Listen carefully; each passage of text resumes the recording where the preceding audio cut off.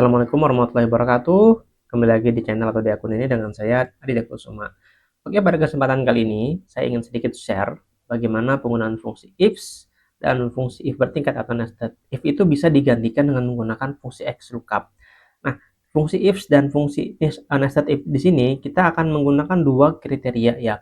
Dimana dua kriteria ini sebenarnya kalau misalnya ini ya banyak terjadi di kehidupan nyata ya, di dalam pekerjaan itu banyak banget kita pakai. Jadi ini fungsi logika di mana sebagai contoh untuk memudahkan kita dalam bekerja, untuk saya menggambarkannya. Misalnya gini, kita punya warna kaos di sini, kita punya ukuran juga di sini, dan di sini ada harganya masing-masing. Di mana misalnya nih warna kaos merah dengan ukuran S harganya 10.000. Nah, begitu juga dengan warna kaos merah dengan ukuran L harganya 14.000. Jadi, tiap-tiap warna kaos dan tiap-tiap ukuran ini punya harga yang berbeda. Nah, tentunya kita pasti pengen bagaimana itu diekstrak datanya ya, bagaimana memudahkan kita dalam kerja nih misalnya. Misalnya kita dari sini misalnya udah tahu nih harga warnanya merah ukurannya sekian, harganya sekian, nanti harus dikali berapa piece yang akan orang order, misalnya seperti itu ya.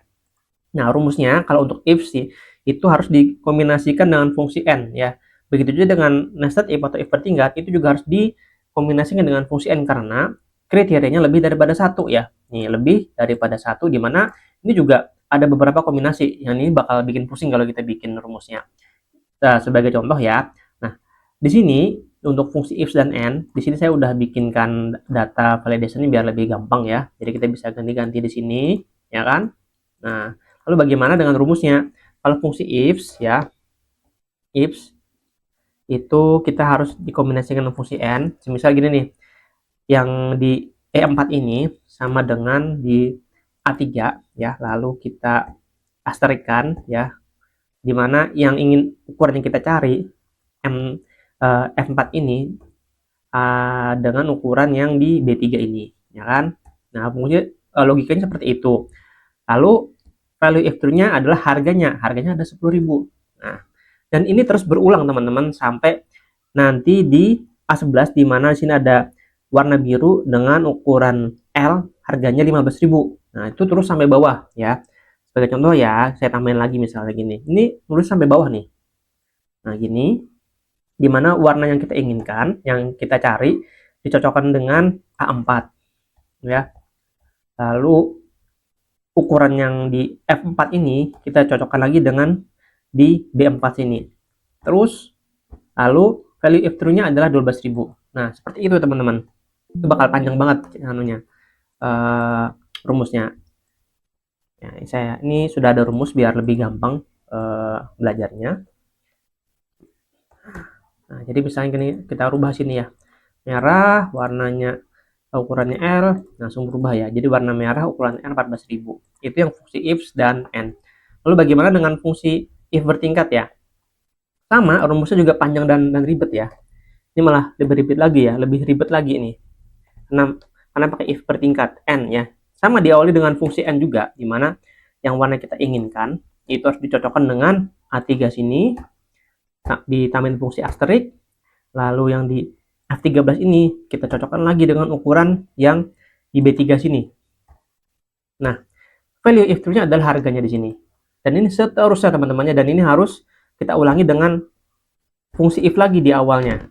If lagi, n lagi, kurung buka lagi. Jadi kelihatan kan bagaimana ribetnya ini menggunakan rumus ini, gitu kan. Nah, di Microsoft 365 di sini sudah ada solusinya teman-teman.